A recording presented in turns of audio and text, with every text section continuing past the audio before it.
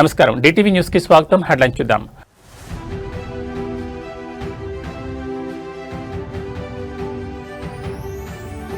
నిజామాబాద్ లో గ్యాస్ సెగ, వంటింట్లో ఆరిన మంట, వీధుల్లోకి చేరిన జనం.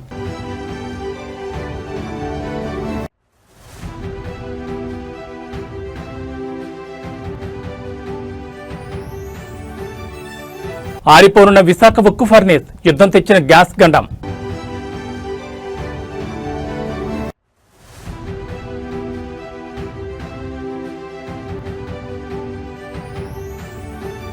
తిరుమల లడ్డూలో ధరల ఘాటు, ఏడాదిలోనే రెట్టింపైన నెయ్యి రేటు.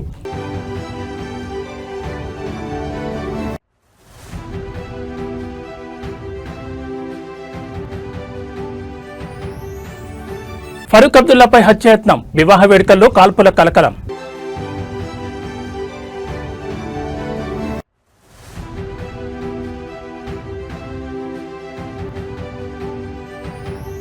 సంపద సృష్టించాలి, పేదలకు పంచాలి. కలెక్టర్ల సదస్సులో సీఎం చంద్రబాబు కీలక ఉద్బోధ. ఇక వివరాలు చూస్తే నిజామాబాద్ జిల్లాలో వంట గ్యాస్ సంక్షోభం ముదురుతోంది. ఒకవైపు యుద్ధ మేఘాలు, మరోవైపు నిలిచిపోయిన సరఫరా సామాన్యుడి వంటింట్లో మంట పుట్టిస్తోంది ఈ గ్యాస్ కొరత. నిజామాబాద్ నగరంతో పాటు జిల్లా వ్యాప్తంగా గ్యాస్ సిలిండర్ల కోసం వినియోగదారులు రోడ్లపైకొస్తున్నారు. గ్యాస్ ఏజెన్సీల ముందు కిలోమీటర్ల మేర బారులు తిరుగుతున్న దృశ్యాలు ఆందోళన కలిగిస్తున్నాయి. యుద్ధ ప్రభావం అంతర్జాతీయంగా ఇంధన సరఫరాపై పడడంతో జిల్లాలో తొలుత కమర్షియల్ సిలిండర్ల కొరత వేధించింది. దీనివల్ల హోటళ్లు, టీ స్టాళ్లు మూతపడే పరిస్థితి రాగా ఇప్పుడు ఆ సెగ డొమెస్టిక్ గ్యాస్ కూడా తాకింది. వారం 10 రోజుల ముందే డబ్బులు చెల్లించి బుక్ చేసుకున్న సిలిండర్లు ఇంటికి రావడం లేదని వినియోగదారులు ఆగ్రహం వ్యక్తం చేస్తున్నారు. గ్యాస్ ఏజెన్సీలకు వెళ్లి అడిగితే స్టాక్ లేదని పొడిపొడిగా సమాధానమిస్తున్నారనే ఆరోపణలు వినిపిస్తున్నాయి. సిలిండర్లు రాక సకాలంలో వంట చేసుకోలేక సామాన్య ప్రజలు తీవ్ర ఇబ్బందులు పడుతున్నారు. యుద్ధం ఎక్కడో జరుగుతుంటే దాని ప్రభావం ఇక్కడ మన వంటింటిపై పడ్డం ఏంటని జనం ప్రశ్నిస్తున్నారు. ఇప్పటికే నిత్యావసర ధరలతో సతమతమవుతున్న సామాన్యుడికి ఈ గ్యాస్ కొరత గోరుచుట్టుపై రోకలిపోట్లా మారింది. గంటల తరబడి క్యూ లైన్లో నిలబడినా గ్యారంటీ లేకపోవడంతో మహిళలు కన్నీళ్లు పెట్టుకుంటున్నారు. డబ్బులు కట్టా, మెసేజ్ వచ్చింది, కానీ సిలిండర్ మాత్రం రావడం లేదు. ఏజెన్సీ చుట్టూ తిరగలేక చూస్తున్నాం. అసలు ప్రభుత్వం ఏం చేస్తోందని ఒక గృహిణి నిలదీస్తున్నారు. ప్రస్తుతానికి పరిస్థితి చూస్తుంటే ఈ కొరత మరికొన్ని రోజులు కొనసాగేలా కనిపిస్తోంది. అధికారులు స్పందించి యుద్ధ ప్రాతిపదికన గ్యాస్ లోడ్లు వచ్చేలా చూడాలని, బ్లాక్ మార్కెట్ కాకుండా చర్యలు తీసుకోవాలని జిల్లా ప్రజలు డిమాండ్ చేస్తున్నారు.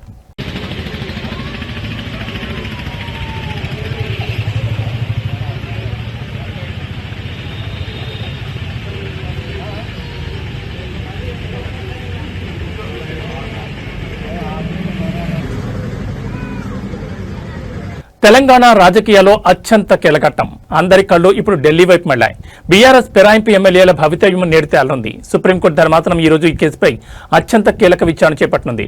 నిన్న స్పీకర్ ఇచ్చిన క్లీన్ చిట్ నిర్ణయం ఇప్పుడు ఈ కేసును మరో మలుపు తిప్పింది. అవును, గత కొంతకాలంగా నానుతున్న ఫిరాయింపుల వ్యవహారంపై సుప్రీంకోర్టు గత విచారణలోనే తీవ్ర ఆగ్రహం వ్యక్తం చేసింది. జస్టిస్ సంజయ్ కరోల్, జస్టిస్ అగస్టిన్ జార్జ్ మసీహ్ ధర్మాసనం స్పీకర్ వైఖరిని తప్పుబడుతూ నిర్ణయం తీసుకోకపోతే కోర్టు ధిక్కరణ చర్యలు చేపడతామని గట్టి హెచ్చరికలు జారీ చేసింది. సుప్రీంకోర్టు గడువు ముగియడానికి సరిగ్గా ఒక్క రోజు ముందు అంటే నిన్ననే స్పీకర్ గడ్డం ప్రసాద్ కుమార్ తన నిర్ణయాన్ని వెలువరించారు. దానం నాగేందర్, కడియం శ్రీహరి పార్టీ మారలేదని, వారిపై అనర్హత వేటు వేయలేమని పిటిషన్ కొట్టివేశారు. దానం నాగేందర్ కాంగ్రెస్ ఎంపీ అభ్యర్థిగా పోటీ చేసినా, అఫిడవిట్ సమర్పించినా అవి పార్టీ మారినట్లుగా పరిగణించలేమని స్పీకర్ పేర్కొనడంపై ఇప్పుడు పెద్ద ఎత్తున చర్చ జరుగుతోంది. స్పీకర్ నిర్ణయం రాజ్యాంగ విరుద్ధమని బీఆర్ఎస్, బీజేపీ మండిపడుతున్నాయి. కళ్లెదుటే సాక్ష్యాలు కనిపిస్తున్న స్పీకర్ పట్టించుకోలేదని ఈ విషయాన్ని ఈ రోజే సుప్రీంకోర్టు ముందు ప్రస్తావించేందుకు సిద్ధమయ్యాయి. కోర్టు దగ్గర నోటీసులకు సమాధానంగా మేము నిర్ణయం తీసుకున్నామని స్పీకర్ తరపు న్యాయవాదులు కోర్టుకు తెలుపనున్నారు. అయితే తీసుకున్న నిర్ణయం న్యాయబద్ధంగా ఉందా లేదా అనే అంశంపై సుప్రీంకోర్టు ఏ విధంగా స్పందిస్తుందన్నది ఉత్కంఠగా మారింది. స్పీకర్ నిర్ణయాన్ని సుప్రీంకోర్టు తప్పుబడుతుందా? తదుపరి విచారణను హైకోర్టుకు బదిలీ చేస్తారా, లేక తామే నిర్ణయం ప్రకటిస్తారా? ఫిరాయింపు ఎమ్మెల్యేలపై అనర్హత వేటు పడే అవకాశం ఉందా? మొత్తానికి తెలంగాణ అసెంబ్లీ స్పీకర్ ఇచ్చిన తీర్పుతో రాజకీయ సమీకరణాలు వేగంగా మారుతున్నాయి. స్పీకర్ నిర్ణయాన్ని సుప్రీంకోర్టు సమర్థిస్తుందా లేక ధిక్కరణగా భావిస్తుందా అన్నది మరికొద్ది సేపట్లో తేలిపోనుంది. తెలంగాణ రాష్ట్రం ఏర్పడి పుష్కర కాలం దాటింది. 12 ఏళ్ల ప్రస్థానంలో స్వరాష్ట్రం అభివృద్ధిలో సరికొత్త రికార్డు సృష్టిస్తోంది. సంక్షేమం నుంచి ఐటీ వరకు, వ్యవసాయం నుంచి పరిశ్రమల వరకు తెలంగాణ తనకంటూ ఒక ప్రత్యేక ముద్ర వేసుకుంది. అయితే ఇదే సమయంలో రాజకీయ విమర్శలు, ప్రాంతాల మధ్య పోలికలు మళ్లీ తెరపైకొస్తున్నాయి. తెలంగాణ ప్రభుత్వం మరియు ప్రజల ఆకాంక్ష ఒకటే, మేం బాగుండాలి, మా పక్కనే ఉన్న ఆంధ్రప్రదేశ్ కూడా బాగుండాలి, 2 రాష్ట్రాలు కలిసికట్టుగా అభివృద్ధి చెందాలని కోరుకునే సంస్కృతి తెలంగాణది. కానీ కొందరు నేతలు చేస్తున్న వ్యాఖ్యలు ఇప్పుడు వివాదాస్పదంగా మారుతున్నాయి. 12 ఏళ్లలో తెలంగాణ జీఎస్డీపీ మరియు తలసరి ఆదాయంలో దేశంలోనే మేటి రాష్ట్రం ఎదిగింది. ఇటీవల కృష్ణదేవరాయలు చేసిన కొన్ని వ్యాఖ్యలపై తెలంగాణ వాదులు తీవ్రంగా మండిపడుతున్నారు. మంచి మాటలు మాట్లాడు, ఆంధ్ర అభివృద్ధి గురించి చర్చించు, అంతే తప్ప తెలంగాణపై లేనిపోని పిచ్చి మాటలు మాట్లాడొద్దంటూ గట్టి హెచ్చరికలు జారీ చేస్తున్నారు. రెండు రాష్ట్రాల మధ్య సత్సంబంధాలు ఉండాలని కోరుకుంటూనే తెలంగాణ ఆత్మగౌరవాన్ని దెబ్బతీసేలా మాట్లాడితే ఊరుకునేది లేదని రాజకీయ విశ్లేషకులు అభిప్రాయపడుతున్నారు. తెలంగాణ అభివృద్ధిని కళ్లారా చూస్తున్న ప్రపంచం మెచ్చుకుంటుంటే కొందరు నేతలు రాజకీయ లబ్ధి కోసం ప్రాంతీయ విద్వేషాలను రెచ్చగొట్టేలా మాట్లాడడంపై సోషల్ మీడియాలోనూ చర్చ జరుగుతోంది. తెలంగాణ అభివృద్ధి చెందుతుంటే ఓర్వలేకని ఇలాంటి విమర్శలు చేస్తున్నారా, లేక రాజకీయ ఉనికి కోసమే ఈ మాటల? తెలంగాణ ఆకాంక్ష స్పష్టం, అభివృద్ధిలో పోటీ పడదాం, కానీ విమర్శల్లో కాదనేది ఇక్కడి ప్రజల మాట. కృష్ణదేవరాయలు వంటి నేతలు ఇకనైనా తమ వైఖరి మార్చుకుంటారా, లేక ఈ వివాదం ఇంకా ముదురుతుందా అనేది వేచి చూడాలి. వాళ్లకు నేను ఏమనాలి, వాళ్ళని ఏం చెప్పాలి? ఇప్పుడు 12 ఏళ్ళు అయిపోయింది తెలంగాణ ఏర్పడి, మేము అభివృద్ధిలో దూసుకొని పోతున్నాం. మాకు వేరే వాళ్ళ గురించి తప్పుడు మాటలు మాట్లాడాల్సిన కర్మ మాకు లేదు. ఆంధ్ర బాగుండాలి, తెలంగాణ బాగుండాలని మేము కోరుకుంటాం. మా తమ్ముడు కృష్ణదేవరాయ గారు కూడా కొంత హైదరాబాద్లో ఉంటాడు, ఆయన కూడా ఇట్లాంటి పిచ్చి పిచ్చి మాటలు మాట్లాడవద్దని వారికి విజ్ఞప్తి. నువ్వు తమ్ముడివి, యువకుడివి, మంచి మాటలు మాట్లాడు, మీ ఆంధ్రప్రదేశ్ అభివృద్ధి గురించి మాట్లాడు, చంద్రబాబు నాయుడు గారు చేస్తున్న గొప్ప పనుల గురించి చెప్పుకో, కానీ మా తెలంగాణ మీద ఏడుపులు బంద్ చేయాలని విజ్ఞప్తి. Thank you. విశాఖ ఉక్కు ఆంధ్రుల హక్కు, కానీ ఇప్పుడు ఆ హక్కుకే కాదు, ఏకంగా ఉక్కు ఉత్పత్తికే ముప్పు పట్టింది. ఉక్రెయిన్ రష్యా యుద్ధ ప్రభావం ఇప్పుడు నేరుగా వైజాగ్ స్టీల్ ప్లాంట్ ను తాకింది. ఎల్పీజీ కొరతతో ప్లాంట్ మనుగడ ప్రశ్నార్థకంగా మారింది. మరో 10 రోజుల్లో ఉత్పత్తి పూర్తిగా నిలిచిపోయే ప్రమాదం పొంచి ఉంది. విశాఖ స్టీల్ ప్లాంట్ లో మునిపెన్నడూ లేని విధంగా ముడి సరుకుల సంక్షోభం తలెత్తింది. ముఖ్యంగా ఉక్కు తయారీలో కీలకమైన ఎల్పీజీ గ్యాస్ సరఫరా నిలిచిపోవడంతో ప్లాంట్ యాజమాన్యం తరలు పట్టుకుంటోంది. ప్లాంట్ లో ప్రస్తుతం కేవలం 120 టన్నుల ఎల్పీజీ మాత్రమే అందుబాటులో ఉంది. ఇది కేవలం కొద్ది రోజులకు మాత్రమే సరిపోతుంది. మరో 300 టన్నుల గ్యాస్ కోసం ఇప్పటికే ముందస్తుగా నిధులు చెల్లించిన సరఫరాదారులు గ్యాస్ పంపడానికి నిరాకరిస్తున్నారు. అంతర్జాతీయంగా యుద్ధం కారణంగా ఏర్పడిన ఇంధన కొరతే దీనికి ప్రధాన కారణమని తెలుస్తోంది. వచ్చే 10 రోజుల్లో కొత్త స్టాక్ రాకపోతే స్టీల్ ప్లాంట్ సెక్షన్ ఒక్కొక్కటిగా మూతపడక తప్పని పరిస్థితి నెలకొంది. వైజాగ్ స్టీల్ ప్లాంట్ ఆగితే ఆ ప్రభావం కేవలం ఆంధ్రప్రదేశ్ పైనే కాదు, దేశం మొత్తం మీద పడనుంది. దేశంలో మౌలిక సదుపాయాల కల్పనకు విశాఖ ఉక్కు వెన్నెముక వంటిది. ఇక్కడ ఉత్పత్తి ఆగితే దేశవ్యాప్తంగా స్టీల్ కు కృత్రిమ కొరత ఏర్పడే ప్రమాదం ఉంది. డిమాండ్ తగ్గ సరఫరా లేకపోతే ఇనుము ఉక్కు ధరల ఆకాశాన్ని తాకడం ఖాయం. ఇది నిర్మాణ రంగంపై కోలుకోలేని దెబ్బతీస్తుంది. ఒకవైపు ప్లాంట్ ప్రైవేటీకరణ అంశం, మరోవైపు ఇప్పుడు ఈ యుద్ధం శాఖ విశాఖ స్టీల్ ప్లాంట్ కార్మికులు మరియు యాజమాన్యం ఇప్పుడు తీవ్ర ఆందోళనలో ఉన్నారు. కేంద్ర ప్రభుత్వం తక్షణమే జోక్యం చేసుకుని గ్యాస్ సరఫరాను పునరుద్ధరించకపోతే దేశ ఆర్థిక వ్యవస్థపై కూడా దీని ప్రభావం తీవ్రంగా ఉంటుంది. ఈరోజు ప్రపంచంలో అమెరికా, ఇజ్రాయెల్, ఇరాన్ మధ్య జరుగుతున్న యుద్ధం, ఆ సెగ భారతదేశం విశాఖపట్నం స్టీల్ ప్లాంట్ కూడా తగిలింది. విశాఖపట్నం స్టీల్ ప్లాంట్ డైలీ 12 టన్నుల లిక్విడ్ పెట్రోలియం గ్యాస్ వాడుతూ ఉంటుంది. విశాఖపట్నం స్టీల్ ప్లాంట్ సుమారు 20 రకాల ముడి సరుకులు వివిధ రాష్ట్రాల నుంచి, వివిధ దేశాల నుంచి తీసుకొచ్చి నిరంతరం 360 రోజులు కూడా ఉత్పత్తి చేసే స్టీల్ ప్లాంట్లో కేవలం 12 టన్నుల ఎల్పీజీ లేకపోతే మొత్తం దేశ విదేశాల నుంచి తీసుకొచ్చినటువంటి రా మెటీరియల్తో చేసే ప్రాసెస్, వేల మంది ఇన్వాల్వ్ అయిన కార్మికులు పనిచేసే ఈ ప్రాసెస్ మొత్తం అంతా కూడా ఆగిపోయే పరిస్థితి ఏర్పడుతూ ఉంది. విశాఖపట్నం స్టీల్ ప్లాంట్లో ఎల్పీజీ ఈరోజు కేవలం 120 టన్నులు మాత్రమే ఉన్నది. ఈ 120 టన్నులు 10 రోజులు మాత్రమే సరిపోతుంది. ఇంకో 300 టన్నులకి ఆల్రెడీ డబ్బులు కట్టి లైన్లో ఉన్నప్పటికీ కూడా ఇవ్వడానికి నిరాకరిస్తూ ఉన్నారు. ఇది కనుక జరిగితే, ఈ మొత్తం ప్రాసెస్ ఆగిపోతే దేశంలో ఉన్న స్టీల్కి కృత్రిమ కొరత రాబోతూ ఉంది. అలాగే దేశంలో ఉన్నటువంటి ఎరువులకు ఇప్పటికే కృత్రిమ కొరత ఉన్నది. స్టీల్ ప్లాంట్లో ఉత్పత్తి అమ్మోనియా ఆగిపోతుంది. అట్లాగే స్టీల్ ప్లాంట్లో వచ్చే మెడికల్ ఆక్సిజన్ ఆగిపోతుంది. అలా బై ప్రొడక్ట్స్ కూడా అన్ని కూడా ఆగిపోయేందుకు అవకాశం ఉంది. కాబట్టి వెంటనే ముఖ్యమంత్రి గారు కోట్లాది మంది భక్తుల ఆరాధ్య దైవం కలియుగ వైకుంఠం తిరుమల, అక్కడ స్వామివారికి సమర్పించే అత్యంత పవిత్రమైన లడ్డూ ప్రసాదం ఇప్పుడు వివాదాలకు కేంద్ర బిందువుగా మారింది. లడ్డూ తయారీలో వాడే నెయ్యి ధరలు ఏడాది కాలంలోనే కొండెక్కి కూర్చున్నాయి. కేవలం 12 నెలల వ్యవధిలోనే కిలో నెయ్యి ధర ఏకంగా 351 నుంచి 716కు పెరగడం ఇప్పుడు సర్వత్రా చర్చనీయాంశమవుతోంది. దీని వెనుక పెద్ద స్కామ్ ఉందా? భక్తుల సెంటిమెంట్తో వ్యాపారం జరుగుతోందా? తిరుమల తిరుపతి దేవస్థానం ప్రతిరోజు వేల కిలోల నెయ్యిని లడ్డూల తయారీ కోసం కొనుగోలు చేస్తోంది. అయితే గడిచిన ఏడాది కాలంలో నెయ్యి సరఫరా ధరల్లో భారీ మార్పులు చోటు చేసుకున్నాయి. గతంలో కేజీ 351కే సరఫరా అయ్యే నెయ్యి ఇప్పుడు ఏకంగా 716కు చేరుకుంది. అంటే దాదాపు 100% పైగా ధర పెరగడంపై విమర్శలు వెలువెత్తున్నాయి. మార్కెట్ ధరల కంటే ఎక్కువ రేటుకు నెయ్యిని కొనుగోలు చేస్తున్నారా అనే అనుమానాలు వ్యక్తమవుతున్నాయి. పాత కాంట్రాక్టర్లను పక్కన పెట్టి కావాలని ధరలు పెంచి కొత్త వారికి కట్టబెట్టారా అన్నది ఇప్పుడు హాట్ టాపిక్. సామాన్యుడు సైతం దేవుడి సొమ్ము అంటే భయపడతాడు, కానీ ఇక్కడ ఏకంగా దేవుడి ప్రసాదం విషయంలోని స్కాములకు పాల్పడుతున్నారంటూ భక్తులు ఆవేదన వ్యక్తం చేస్తున్నారు. ఈ స్థాయిలో రేట్లు పెరగడానికి గల కారణాలను టీటీడీ అధికారికంగా వివరించాల్సి ఉంది. యుద్ధ ప్రభావం వల్ల రవాణా ఖర్చులు పెరిగాయని చెప్తున్నారా, లేక దీని వెనుక రాజకీయ హస్తం ఉందా అనేది తేలాల్సి ఉంది. గోవిందుడి సొమ్ము గోకర్ణం పాలు అన్నట్లుగా పవిత్రమైన తిరుమల కొండపై ఇలాంటి ధరల దందా సాగడం భక్తుల మనోభావాలు దెబ్బతీస్తోంది. ఉద్దేశపూర్వకంగానే ఒక ఏడాది కాలంలోనే కేజీ నెయ్యి 351 రూపాయల నుంచి 716 రూపాయలకు తీసుకుపోయినారు. ఒక కాటన్ మాదిరిగా ఏర్పడి దేవుని సొమ్మును కొలగొడతా ఉన్నారు. ఇది బహుశా ప్రపంచ చరిత్రలో స్కాములలో అందులో కనీసం దేవుడు అంటే భయం లేదు, భక్తి లేదు. ఓ పక్క దుమారం రేపి మరో పక్క స్కాములు చేస్తా ఉన్నారు. ఇది వెరీ ఇంట్రెస్టింగ్.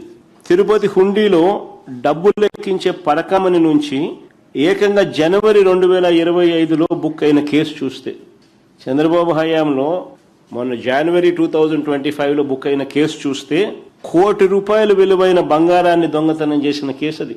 చంద్రబాబు గారి హయాంలో ఘోరమైన ఈ తప్పు జరిగితే ఆ దొంగకు దగ్గరుండి బెయిల్ ఇప్పించినారు. మొత్తం కేసును నీరుగార్చే ప్రయత్నం చేశారు. మా హయాంలో 75,000 విలువ చేసే డాలర్ నోట్ల దొంగతనం జరిగితే ఏకంగా 15 కోట్లు విలువైన ఆస్తులు టీటీడీ గుడికి రాయించినారు. కానీ ఇవాళ ₹1 కోటి విలువ చేసే బంగారం చోరీ చేస్తే పట్టుపడిన ఆ వ్యక్తికి బెయిల్ ఇచ్చి పంపిస్తా ఉన్నారు. దానిని ఓ వైపున దాచిపెట్టి బయటికి రాకుండా, మరోవైపున సెప్టెంబర్ 2025లో చంద్రబాబు నాయుడు 2023లో జరిగిన పరకామణి కేసు 75,000 విలువ చేసే డాలర్ నోట్లు పట్టుబడి అక్కడ కూడా గుడికి మేలు జరుగుతూ 15 కోట్ల రూపాయల ఆస్తి టీటీడీకి రాయించిన దాన్ని తప్పుపడతాడు. జనవరి 2025 ఆయన హయాంలో జరిగింది దాచిపెట్టి. మే 15, 2024 ఈయన హయాంలోనే టెండర్లు ఖరారైనాయి. ఈయన ముఖ్యమంత్రి అయింది జూన్ 4. జూన్ 12వ తారీఖు ఈయన హయాంలోనే సప్లై మొదలుపెట్టినారు. ఈయన హయాంలోనే కొన్ని ట్యాంకర్లు టెస్టులు పాస్ అయినాయి. జూన్ నుంచి జూలై 4 దాకా 4 ట్యాంకర్లు టెస్టులు పాస్ అయినాయి. ఈయన హయాంలోనే జూలై 6, జూలై 8 సప్లై చేసిన మరో 4 ట్యాంకర్లు టెస్టులు ఫెయిల్ అయినాయి. ఈయన హయాంలోనే ఆ ఫెయిల్ అయిన అవే ట్యాంకర్లు మరుసటి నెల ఆగస్టు, సెప్టెంబర్లో మళ్ళీ తిరిగి టీటీడీకి వచ్చినాయి. వేరే కంపెనీ పేరుతో వచ్చిన వాటిని టీటీడీ అనుమతి ఇచ్చింది.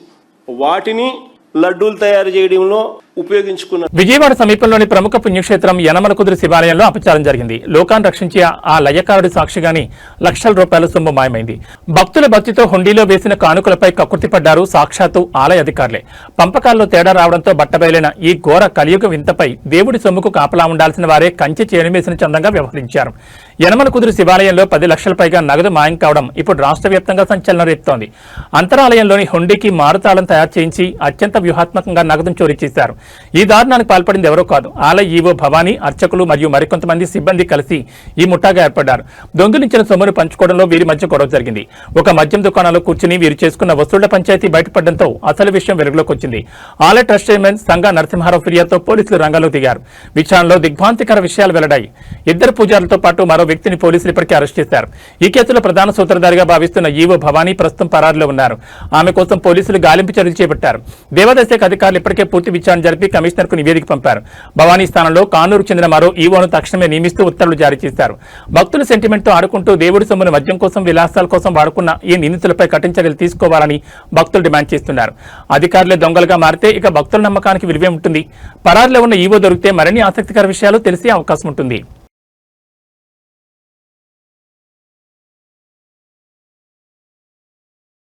జమ్మూ కాశ్మీర్లో పెను ప్రకంపనలు చోటు చేసుకుంటున్నాయి. మాజీ ముఖ్యమంత్రి సీనియర్ నేత ఫరూక్ అబ్దుల్లాపై హత్యాయత్నం జరిగింది. ఒక వివాహ వేడుకలో ఈ ఘటన చోటు చేసుకోవడం దేశవ్యాప్తంగా సంచలనం రేపుతోంది. దుండగుడు ఫరూక్ అబ్దుల్లాను లక్ష్యంగా చేసుకుని కాల్పులు జరిపాడు. త్రుటిలో ప్రాణాపాయం తప్పింది. జమ్మూ కాశ్మీర్ రాజకీయ దిగ్గజం ఫరూక్ అబ్దుల్లా ప్రాణాలతో బయటపడ్డారు. జమ్మూలో జరిగిన ఒక పెళ్లి వేడుకకు హాజరైన సమయంలో ఈ ఘోరం జరిగింది. వివాహ వేడుకలో అతిథుల మధ్య ఉన్న ఫరూక్ అబ్దుల్లాపై కమల్ సింగ్ జమ్వాల్ అనే వ్యక్తి ఒక్కసారిగా కాల్పులకు తెగబడ్డాడు. కాల్పులు జరిగిన వెంటనే అప్రమత్తమైన ఫరూక్ అబ్దుల్లా సెక్యూరిటీ గార్డులు ఆయనను కవచంలా చుట్టుముట్టారు. నిందితుని అడ్డుకుని ఫరూక్ అబ్దుల్లాను సురక్షిత ప్రాంతానికి తరలించారు. కాల్పులు జరిపిన కమల్ సింగ్ ను భద్రతా దళాలు అక్కడికక్కడే అదుపులో తీసుకున్నాయి. నిందితుడి నుంచి ఆయుధాన్ని స్వాధీనం చేసుకున్న పోలీసులు ప్రస్తుతం రహస్య ప్రాంతంలో విచారిస్తున్నారు. అసలు ఈ కాల్పుల కారణం ఏంటి? నిందితుడు కమల్ సింగ్ వెనుక ఎవరైనా ఉన్నారా? ఇది వ్యక్తిగత కక్ష లేక ఉగ్రవాద కోణం ఉందా అనే కోణంలో పోలీసులు దర్యాప్తు చేస్తున్నారు. Z+ కేటగిరీ భద్రత ఉన్న నేత హాజరైన వేడుకలోకి ఆయుధంతో నిందితుడు ఎలా ప్రవేశించాడనేది ఇప్పుడు పెద్ద ప్రశ్నగా మారింది. ఈ ఘటనను అన్ని రాజకీయ పార్టీలు తీవ్రంగా ఖండిస్తున్నాయి. జమ్మూ కాశ్మీర్లో శాంతి భద్రతలపై ఈ ఘటన నీలి నెడలు కమ్ముకునేలా చేసింది. ప్రస్తుతానికి ఫరూక్ అబ్దుల్లా క్షేమంగా ఉన్నారని ఆయన కుటుంబ సభ్యులు ధృవీకరించారు. అయితే ఈ హత్యాయత్నం వెనుక ఉన్న అసలు కుట్రదారులను పట్టుకోవాలని డిమాండ్ పెరుగుతోంది. ఈ ఘటనతో జమ్మూ కాశ్మీర్ అంతటా హై అలర్ట్ ప్రకటించారు.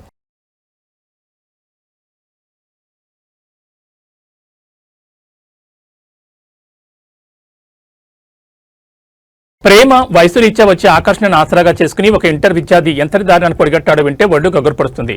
నాగర్ కర్నూలు జిల్లాలో మైనర్ బాలికల జీవితాలతో ఆడుకున్న ఒక కామాంధుడి విదంతం ఇప్పుడు కలకలం రేపుతోంది. అతడి అఘాయిత్యాలకు ఒక ప్రైవేట్ ఆసుపత్రి సహకరించడం మరీ దారుణం. జిల్లాలో వెలుగుచూసిన ఈ ఘటన సభ్య సమాజాన్ని తలదించుకునేలా చేస్తోంది. ఒక ఇంటర్ చదివే విద్యార్థి వరుసగా మైనర్ బాలికలను ప్రేమ పేరుతో ట్రాప్ చేసి వారిపై అఘాయిత్యాలకు పాల్పడ్డాడు. నిందితుడు తన మొబైల్ ఫోన్లో బాలికలపై జరిపిన అత్యాచారాలకు సంబంధించిన వీడియోలు, ఫోటోలు భద్రపరుచుకున్నట్లు పోలీసులు గుర్తించారు. దీన్ని బట్టి ఇది ఎంతటి ప్రణాళికాబద్ధమైన నేరమో అర్థమవుతోంది. బాధితులు ఒక మైనర్ బాలిక గర్భం దాల్చడంతో ఈ పాపం పండింది. సదరు బాలికకు కొల్లాపూర్లోని ఒక ప్రైవేట్ ఆసుపత్రిలో అక్రమంగా అబార్షన్ చేయించినట్లు సమాచారం. బాధితురాలి పరిస్థితి విషమించడంతో విషయం తెలుసుకున్న తల్లిదండ్రులు పోలీసులను ఆశ్రయించారు. దీంతో ఈ మృగాడి అసలి రంగు బయటపడింది. ఈ కేసులో నిందితుడితో పాటు అతనికి సహకరించిన ఆసుపత్రిపై కూడా పోలీసులు, వైద్య ఆరోగ్య శాఖ అధికారులు కఠిన చర్యలకు ఉపక్రమించారు. కొల్లాపూర్లోని సాయికృప ఆసుపత్రిపై పోలీసులు, వైద్యాధికారులు మెరుపుదాడి చేశారు. సుమారు 6 గంటల పాటు రికార్డులను జల్లెడపెట్టారు.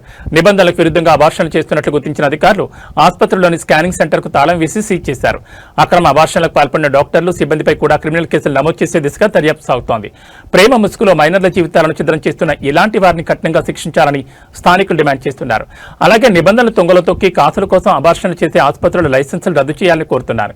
ఈ కేసులో నిందితుడైన ఇంటర్ విద్యార్థి ప్రస్తుతం పోలీసుల అదుపులో ఉన్నాడు.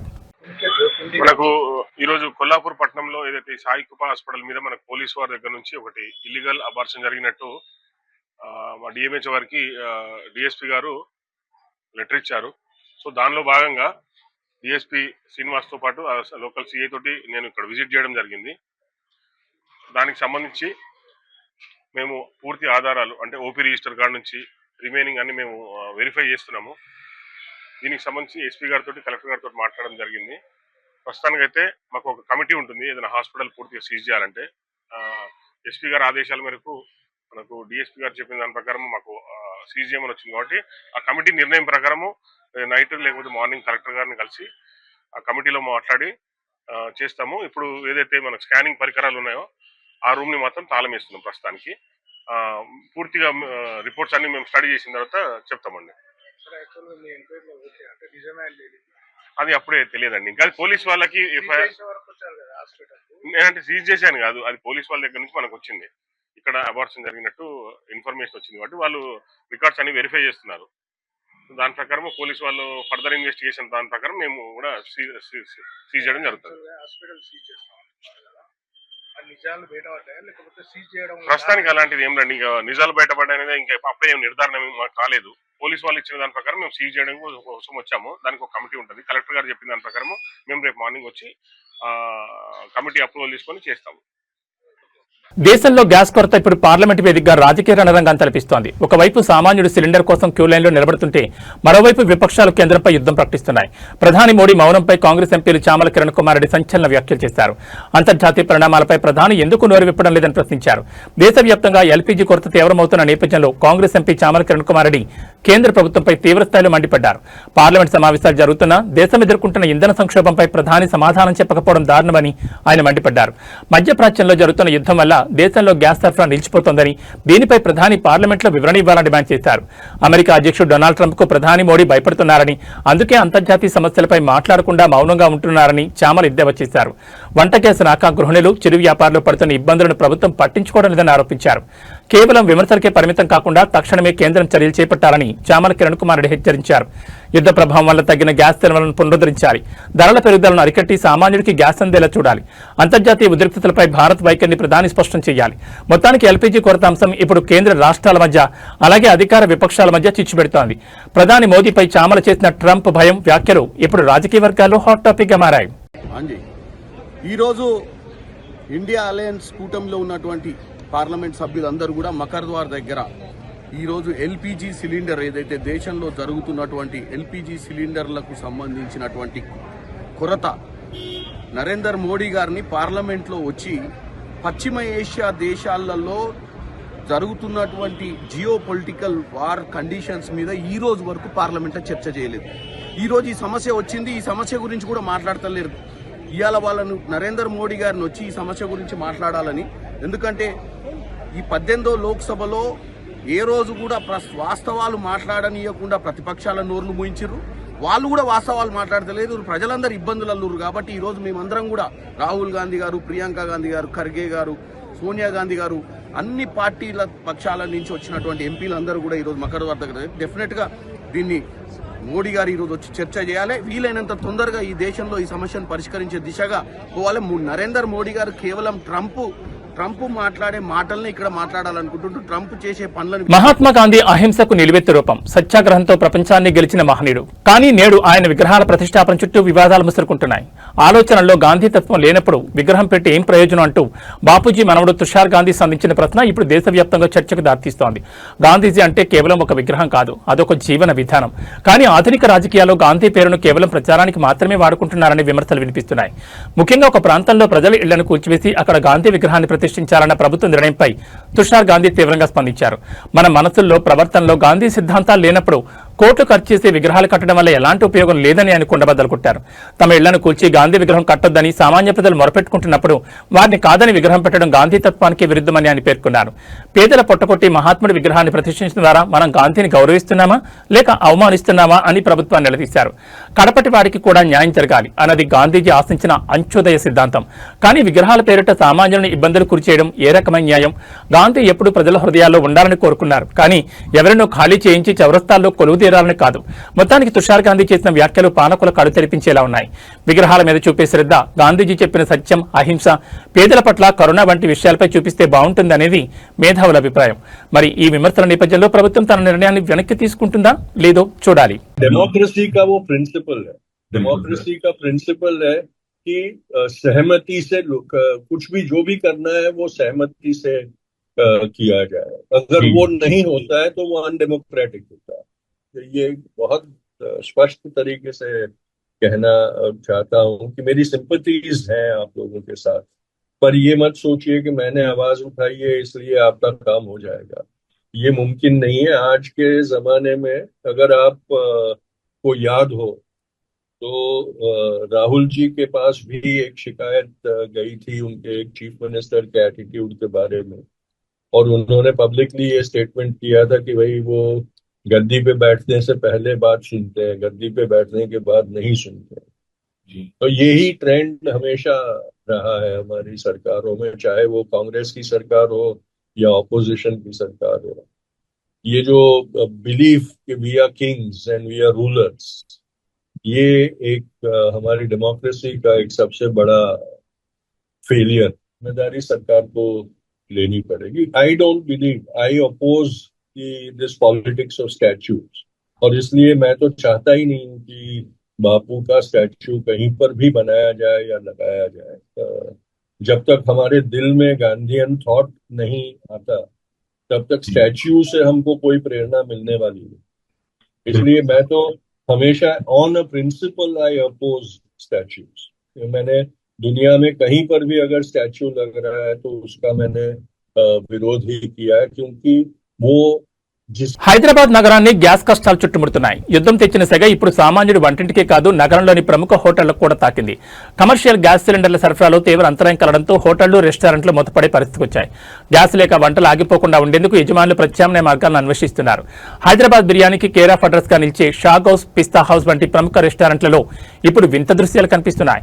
గ్యాస్ సిలిండర్లు రాకపోవడంతో వంటగదులు కట్టెల పొయ్యలతో నిండిపోయాయి.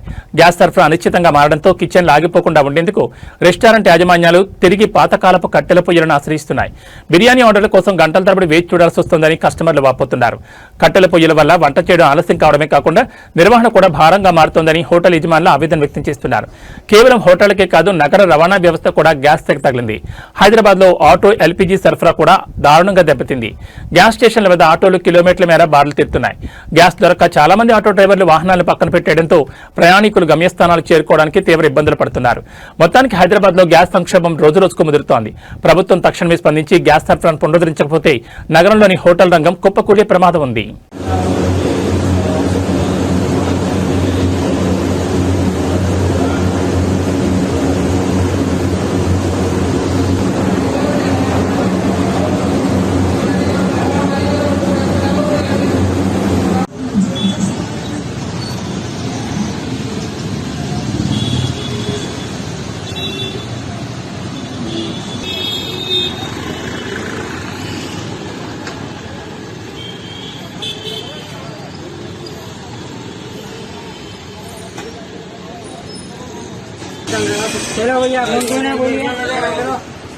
अरे उधर लाइन आके आती ठहरो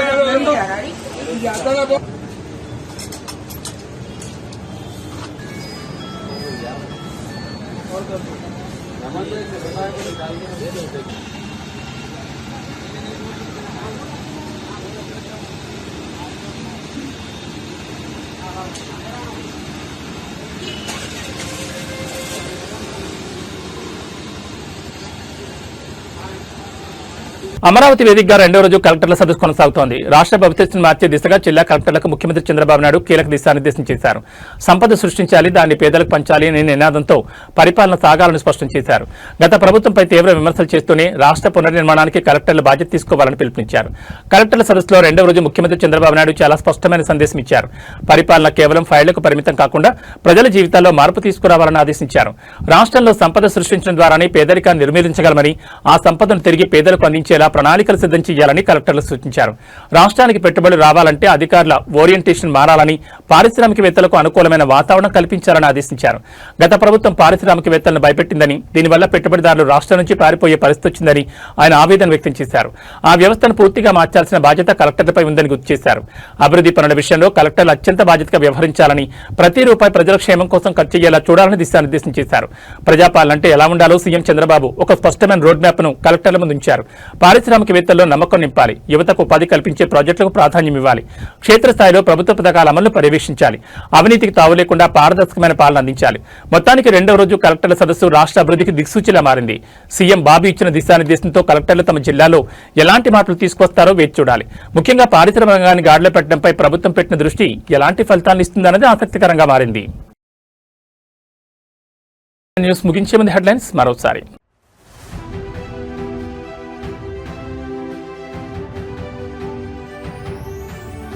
నిజామాబాద్ లో గ్యాస్ సెగ, వంటింట్లో ఆరిన మంట, వీధుల్లోకి చేరిన జనం.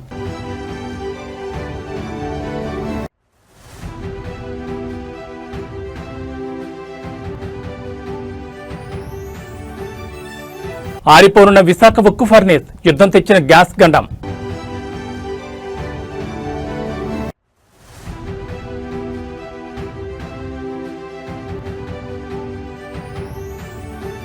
తిరుమల లడ్డూలో ధరల ఘాటు, ఏడాదిలోనే రెట్టింపైన నెయ్యి రేటు.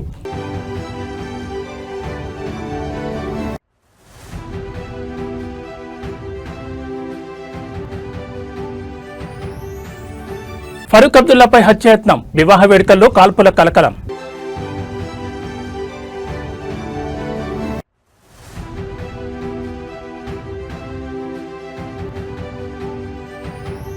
సంపద సృష్టించాలి, పేదలకు పంచాలి, కలెక్టర్ల సదస్సులో సీఎం చంద్రబాబు కీలక ఉద్బోధ. ఇవి బులెటిన్ విశేషాలు. మరో బులెటిన్లో మళ్ళీ కలుసుకుందాం. నమస్కారం.